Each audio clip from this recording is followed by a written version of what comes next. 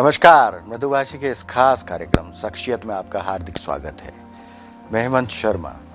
आज हम जिस व्यक्तित्व से आपकी मुलाकात करवाने जा रहे हैं वो एक युवा जोश है और लगभग 26 सालों के बाद कांग्रेस की राष्ट्रीय कार्यकारिणी में उन्होंने अपने एक कंपटीशन के साथ पदार्पण किया है और उसे बेहतर रूप से निभाने का प्रयास करेंगे। राष्ट्रीय कार्यकारिणी में स्थान पाने के बाद वे अब किसी एक राज्य में राष्ट्रीय प्रवक्ता के रूप में नज़र आएंगे। हमारे साथ है एक युवा जयेश गुरनानी। गुरनानी साहब, आपका बहुत बहुत स्वागत है मृदुभाषी के स्टूडियो में। बहुत बहुत धन्यवाद हेमंत जी, आपका बहुत बहुत धन्यवाद। जयेश भाई के बारे में आपको बताऊं कि शुरुआती दौर से ही, कॉलेज के समय से ही वे डिबेट्स में पार्ट लेते आए हैं और यही कारण है कि उनका जोश मंच पर देखने लायक होता है। कॉलेज में कई डिबेट्स में उन्होंने पार्टिसिपेट किया, जीते भी, NSUI में रहे, कॉलेज प्रेसिडेंट रहे और अब सीधे कांग्रेस की युवा कार्यकारिणी में एक प्रवक्ता के रूप में वे अपनी जिम्मेदारी को निभाएंगे। शुरुआती दौर में जो कॉलेज का मंचों से जो आप लोगों का डिबेट्स में पार्ट लेना, पुरस्कार जीतना, क्या यही जोश कांग्रेस तक ले आया? राजनीतिक रूप से मेरी विचारधारा जब बन रही थी तब मैं वाद विवाद प्रतियोगिताओं में प्रतिभाग लेने लगा और जब वाद विवाद प्रतियोगिताओं में मैंने प्रतिभाग लिया तब मुझे लगा कि कहीं ना कहीं मैं एक कुशल वक्ता के रूप में अपने आप को आगे संवार सकता हूँ। तो इस रूप में मैंने सोचा कि राजनीति में क्यों ना अपना हाथ आजमाया जाए और इसी प्रकार से मैं राजनीति से जुड़ा और यूथ कांग्रेस से जुड़ा और आज राष्ट्र प्रवक्ता के रूप में आपसे चर्चा कर रहा हूँ। क्या बात है। कॉलेज में कितने समय तक डिबेट्स में पार्ट लिया, कितने पुरस्कार जीते, किस तरह का एक माहौल था, किस तरह के सब्जेक्ट पे आपकी कमांड रही? युवाओं से संबंधित अगर डिबेट हो या फिर राजनीतिक रूप से हो, मुझे आज भी याद है कि मेरा पहला जो डिबेट है वो इंदौर इंस्टीट्यूट ऑफ लॉ में था और विषय था कि क्या महागठबंधन 2019 देश हित में है। और इस पर मैंने अपने विचार रखे। मैंने बताया कि महागठबंधन 2019 किस प्रकार से देश हित में रहेगा। तो इस प्रकार से मैं कई वाद विवाद प्रतियोगिताओं में मैंने प्रतिभाग लिया, कई राष्ट्र स्तर की, कई राज्य स्तर की प्रतियोगिताओं में मैंने अपना योगदान दिया और ईश्वर की कृपा थी कि कई बार पुरस्कार जीतने का भी अवसर प्राप्त हुआ। तो इस प्रकार से ज़िंदगी आगे बढ़ती गई। क्या बात है।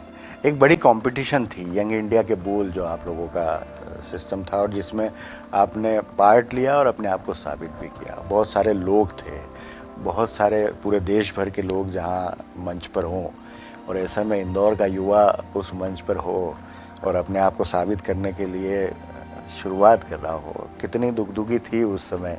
या पहले जब प्रदेश प्रवक्ता की बात करें तब और राष्ट्रीय प्रवक्ता की बात करें तब? देखिए, आप कोई भी कंपटीशन कह लीजिए, जब मंच से बोलने का अवसर रहता है तब एक थोड़ा सा एक जो आप बोल रहे हैं कि मन में डुगडुगी वो ज़रूर उत्पन्न होती है और उसको नियंत्रित करना यही आगे बढ़ना और सफलता के लिए एक सीढ़ी होता है। तो यंग इंडिया के बोल की जो कंपटीशन है इसमें मैंने पहले भी प्रतिभाग लिया था और जो 2020 में यंग इंडिया के बोल हुआ था उसमें मैंने राष्ट्र स्तर पर मैंने द्वितीय स्थान भी प्राप्त किया था। प्रथम जो था वो महाराष्ट्र से एक महिला है, उनको प्रथम स्थान लगा था, द्वितीय पर मध्य प्रदेश था और तृतीय स्थान पर पश्चिम बंगाल था। और इस प्रकार फिर मैंने वापस से अपना जो है वक्तव्य यंग इंडिया के बोल के मंच के माध्यम से रखा। शीर्ष नेतृत्व को लगा कि मुझे प्रदेश प्रवक्ता से अब राष्ट्र प्रवक्ता का दायित्व सौंप देना चाहिए और विचार उपरांत उन्होंने मेरे नाम पर सहमति जताई। और कंपटीशन एक नई नहीं थी, पहले भी आप कंपटीशन में पार्ट लेते आए, चाहे स्कूल कॉलेज की बात की जाए वहाँ भी, और फिर प्रदेश प्रवक्ता के रूप में भी चुने गए। अब राष्ट्रीय प्रवक्ता की एक बड़ी जिम्मेदारी है, एक युवा के कंधों पर एक बड़ी जिम्मेदारी, कैसे निभाएंगे? देखिए, जिम्मेदारी बहुत बड़ी है और मेरा सबसे पहला उद्देश्य यही है कि समाज के सामने सत्य को हमें लेकर के आना है। जिन मुद्दों को कोई नहीं उठा रहा, उन मुद्दों पर भी युवा कांग्रेस को प्रकाश डालना है। अब चाहे आप कोविड का काल कह लीजिए कि सरकार का यह कहना था कि हॉस्पिटल में बिस्तरों की कमी से, ऑक्सीजन की कमी से, रेमडेसिविर इंजेक्शन की कमी से किसी की भी मृत्यु नहीं हुई, परंतु आज आप भी जानते हैं, मैं भी जानता हूं कि इस बात में कितनी सत्यता है। तो आज युवा कांग्रेस का जो सबसे प्रमुख काम है वह यह है कि जो सत्ताधारी सोच और जो तानाशाही सोच है उसके खिलाफ लड़ाई लड़नी है, सच को उजागर करना है और समाज के सामने लाना है। लेकिन जयेश भाई, युवक कांग्रेस की बात करें चाहे वरिष्ठ कांग्रेस की बात करें, दोनों में ही कहीं ना कहीं एक कमज़ोर कांग्रेस नज़र आती है। न मंचों पे नज़र आ रही है एक, न सड़कों पर एक नज़र आ रही है, केवल बातें एक होने की करते हैं। जो मजबूत ढांचा कांग्रेस का एक समय हुआ करता था, उसमें बहुत कमज़ोर कांग्रेस नज़र आती है। उसे मजबूत करने के लिए युवाओं का सहारा आप कांग्रेस ले रही है। आप लोग कितना सक्सेस हो पाएंगे? किस तरह की एक नई स्ट्रैटेजी लेके आएंगे? किस तरह से उसे मजबूत करने का प्रयास करेंगे आप लोग? देखिए, मेरा ये मानना है कि अभी जो दौर है कांग्रेस का, वह संघर्ष का दौर है और हर व्यक्ति में इतनी प्रबलता नहीं होती है कि वह संघर्ष का दौर सहन कर सके। तो आज जो कांग्रेस का साथ दे रहे हैं, चाहे वह युवा हो चाहे वह वरिष्ठ लोग हों, एक बात तो साफ है कि यह लोग वह कांग्रेसी हैं जिन्हें आप 24 कैरेट कांग्रेसी कह सकते हैं। अगर पार्टी ने कुछ देती नहीं है, इन्हें पार्टी से कोई लालच भी नहीं है, परंतु इनकी जो मूलभूत विचारधारा है वह कांग्रेस की है। सर्वोदय की विचारधारा है, सबको साथ में लेकर के चलने की विचारधारा है। तो मेरा यह मानना है कि हो सकता है कि हम संख्या में कम हो, परंतु हम क्षमता में बिल्कुल भी कम नहीं है।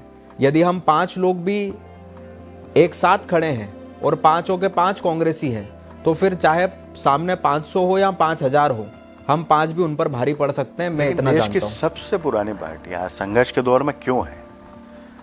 संघर्ष तो एक जीवन का पर्याय है, चलता रहता है। कभी बुरा समय रहता है, कभी अच्छा समय रहता है। कुछ चीज़ें हर चीज़ कांग्रेस ने सही करी हो यह कहना भी अतिशयोक्ति होगा। गलत निर्णय होते हैं, इंसान अपने जीवन में भी कुछ गलत निर्णय लेता है और इसके कारण कुछ चीज़ें बिगड़ी है।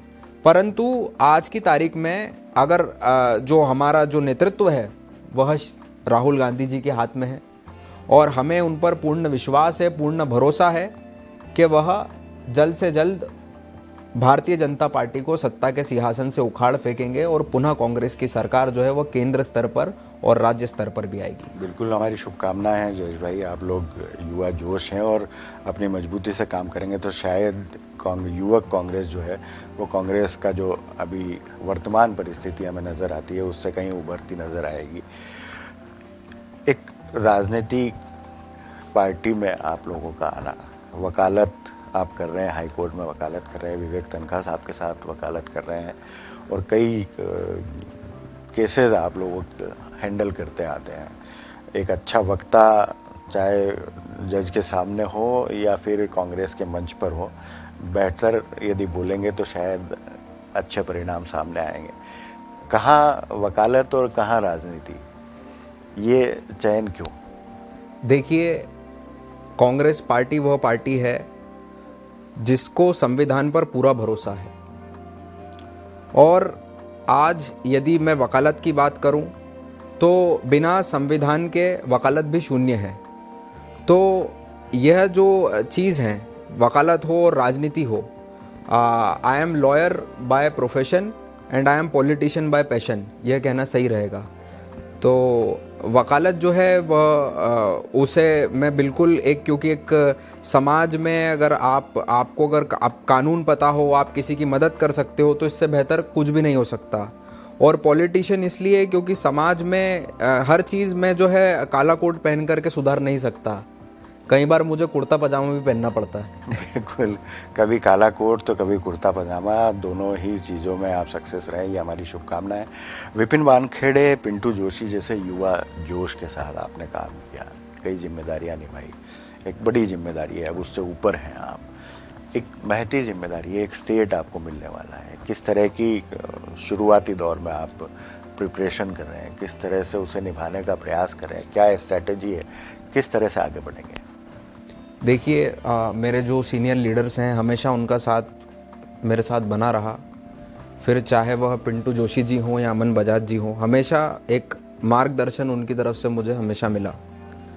और अब जो भी शीर्ष नेतृत्व मुझे आगे जिम्मेदारी देता है, चाहे वह राज्य तो एक बहुत बड़ी बात हो गई, परंतु मैं ये कहना चाहूँगा कि अगर शीर्ष नेतृत्व मुझसे कहेगा कि आप झंडे लगाओ तो मैं झंडे भी लगाऊंगा, शीर्ष नेतृत्व मुझसे कहेगा कि आप पर्चे बांटो तो मैं पर्चे भी बांटूंगा, और मुझसे कहेगा कि आप भाषण दो तो मैं भाषण भी दूंगा। तो जो पार्टी मुझे जिम्मेदारी सौंपेगी और तन मन धन से मैं उसे पूर्ण करने में पूरा सहयोग करूंगा। सबसे युवा प्रवक्ता के रूप में आप नज़र आते हैं, पहले भी प्रदेश प्रवक्ता के रूप में रहे, लेकिन जब चयन हो रहा था और जब आगे बढ़ने की बात हुई थी तो राजनीति में राजनीति न हो ऐसा हो नहीं सकता। आपके चयन के पीछे भी कई तरह के प्रश्न चिन्ह उठे, उसे पार करते हुए आगे बढ़े। तो शुरुआत से ही लड़ना आपका प्रारंभ हो गया था, चाहे यंग इंडिया के बोल से हो चाहे प्रवक्ता। किस तरह की राजनीति और कैसे आगे बढ़े? मैं बस इतना ही कहना चाहूँगा कि जिसके ललाट पर अलाट है उसे कोई नहीं रोक सकता। तो ईश्वर की कृपा थी और सारी चीज़ें खुद ब खुद होती गई, और शीर्ष नेतृत्व का एक जो भरोसा है वह हमेशा मुझ पर रहा। और जब शीर्ष नेतृत्व का भरोसा मेरे साथ है तो फिर मुझे किसी भी बात की फिक्र नहीं थी, और मैं सिर्फ मेरे काम पर ध्यान देता हूँ। बाकी जो चीज़ें विपरीत है, अनुकूल हैं, उस पर मैं ज़्यादा ध्यान नहीं देता, सिर्फ अपने काम पर ध्यान देता हूँ, अपना काम पूरी शिद्दत से करता हूँ, और यही भरोसा रहता है कि अब मुझे मेरे काम से ही आकलन किया मिलेगा। जयेश भाई, ये वो दौर है जब लोग कांग्रेस छोड़ के दूसरी पार्टियों में जा रहे हैं और आपने इसी दौर में कांग्रेस को चुना है।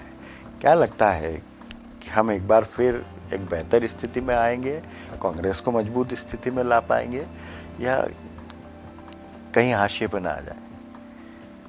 कुछ लोग ज़रूर, आपका कहना सही है कि कुछ लोगों ने कांग्रेस छोड़ करके दूसरी पार्टी ज्वाइन की है, परंतु हमें यह समझना होगा कि आखिर उनका उद्देश्य क्या है।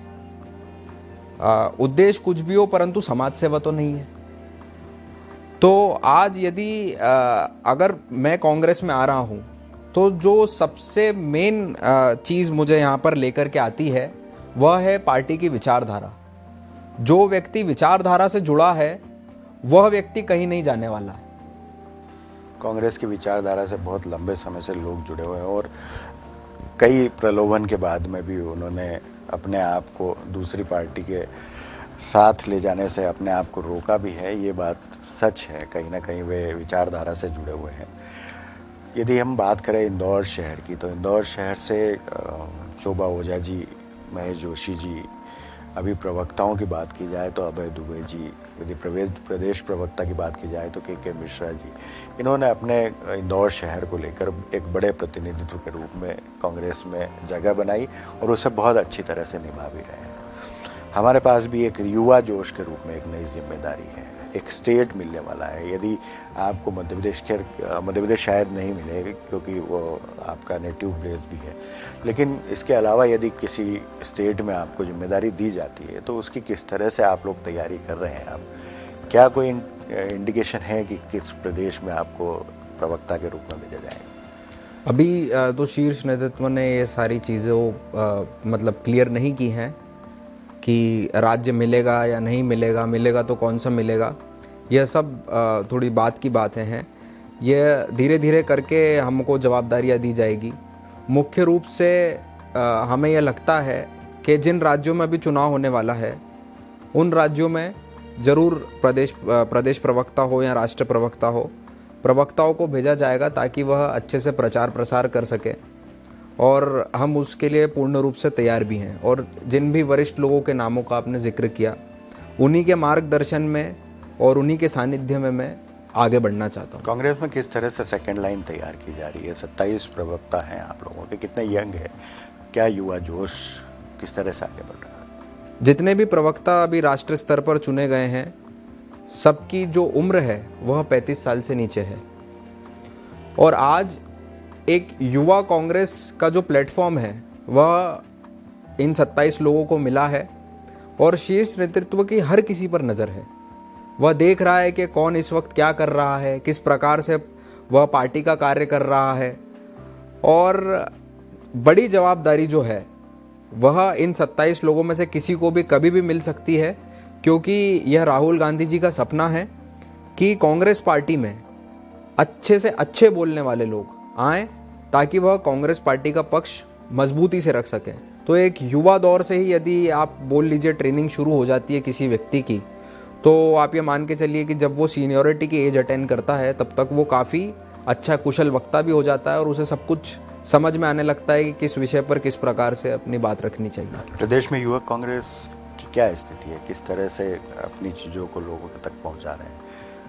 वर्तमान में देखा जाए तो किसी भी मुद्दे पर अपनी प्रतिक्रिया देना हो तो वह युवा कांग्रेस दे रही है, और इसे आप सबसे क्रांतिकारी संगठन कह सकते हैं, क्योंकि ना लाठियों से, ना डंडों से, ना सलाखों के पीछे डालने से युवा कांग्रेस के जो कार्यकर्ता हैं वह किसी भी चीज़ से नहीं डर रहे हैं। शिवराज सरकार को उजागर करना, उनके असत्य को उजागर करना, यही एकमात्र संकल्प है मध्य प्रदेश युवा कांग्रेस। महंगाई जैसे मुद्दे हैं आप लोगों के सामने, कई तरह के बहुत सारे मुद्दे, किसान आंदोलन की बात करें या बैकफुट पे बीजेपी के आने की बात करें, लेकिन जिस मजबूती से आप लोगों को, चाहे युवक कांग्रेस हो चाहे बड़ी कांग्रेस हो जो आपकी शीर्ष नेतृत्व वाली है, वो जितनी मजबूती से सड़कों पे नज़र आना चाहिए वैसी नज़र नहीं आती। यही कारण है कि कहीं ना कहीं कांग्रेस आज संघर्ष के दौर में है। उसे कैसे काट पाएंगे? देखिए, मेरा यह मानना है कि सड़कों पर अब कांग्रेस तो आ ही रही है, परंतु अब आम नागरिक भी सड़कों पर आने लगा है। क्योंकि अगर आप किसी भी विषय को देखेंगे, अगर आप जो समस्या आज एक आम नागरिक के सामने खड़ी है, जिसमें सबसे बड़ी समस्या है महंगाई की, तो आज महंगाई से सिर्फ आप मैं परेशान नहीं है, एक आम नागरिक परेशान है, और यहाँ तक कि भारतीय जनता पार्टी का कार्यकर्ता भी परेशान है, क्योंकि पेट्रोल तो उसे भी 110 रुपये में भराना पड़ रहा है। तो इस प्रकार की जो चीज़ें हैं, यह बोलना गलत होगा कि कांग्रेस कमज़ोर है, बल्कि मैं तो यह मानता हूँ कि दबे छुपे ही सही, परंतु अब एक आम नागरिक भी सड़कों पर आ रहा है। आने वाले चुनाव बीजेपी वर्सेस कांग्रेस होंगे या जनता वर्सेस बीजेपी होंगे? जनता वर्सेस बीजेपी ही होंगे, क्योंकि कांग्रेस जो है वह तो जनता की एक आवाज़ है। हम तो यही चाहते हैं कि जो आने वाला चुनाव हो, और होना भी चाहिए कि वह जनता विरुद्ध भाजपा होगा, क्योंकि आज की समय में जो समस्या है, जो कोई कोविड काल कोई नहीं भूलने वाला है, जब मतलब लाश जलाने के लिए लकड़ियां कम पड़ गई थी, शमशान में भी वेटिंग थी, ये कोई नहीं भूलने वाला है। जिसके घर से कोई व्यक्ति की डेथ हो गई, या जिसे समय पर अस्पताल नहीं मिला, समय पर ऑक्सीजन नहीं मिली, इंजेक्शन नहीं मिली, ये कोई व्यक्ति नहीं भूलने वाला है। असहनीय पीड़ा थी, और यह पीड़ा सिर्फ और सिर्फ सरकार के कारण हुई है। तो यह चुनाव साफ तौर पर जनता विरुद्ध भाजपा ही होगा।